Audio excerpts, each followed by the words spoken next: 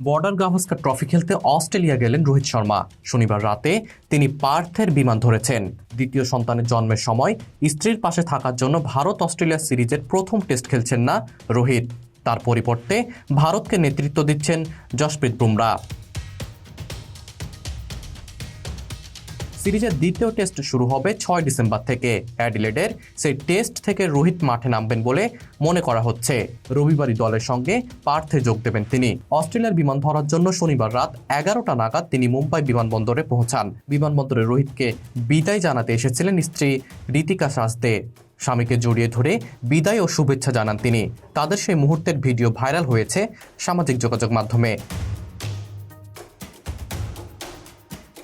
গত 15 নভেম্বর ঋতিকা পুত্র সন্তানের জন্ম দিয়েছেন। 2015 সালে প্রথমবার বাবা হয়েছিলেন রোহিত।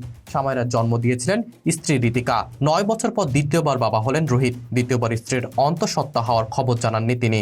অস্ট্রেলিয়ার বিরুদ্ধে টেস্ট সিরিজে শুরু থেকে থাকবেন না বলে জানিয়েছিলেন। তারপরই জানা যায় রোহিত দ্বিতীয়বার বাবা হতে চলেছেন। আগে থেকে ভারতীয় ক্রিকেট বোর্ডের কাছ থেকে ছুটি চেয়েছিলেন রোহিত। পরে নিউজিল্যান্ডের বিরুদ্ধে দল 0-3 হারার পর ছুটি বাতিল করার সিদ্ধান্ত নেন বলে শোনা গিয়েছিল।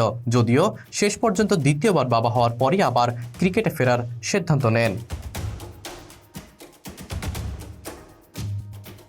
বর্ডার গাভাস্কার ট্রফির প্রথম টেস্টেই অধিনায়ক রোহিতের অনুপস্থিতিকে কেন্দ্র করে কিছুটা আশঙ্কা তৈরি হয়েছিল ক্রিকেট প্রেমীদের মধ্যে। প্রথম টেস্টের আগে শুভমান গিলের আঙ্গুলের চোট সেই আশঙ্কা আরও বাড়িয়ে দেয়। রোহিত শুভমনহীন ভারতীয় ব্যাটিং লাইন আপ পার্থে প্রথম ইনিংসে 150 রানে গুটিয়ে যায়।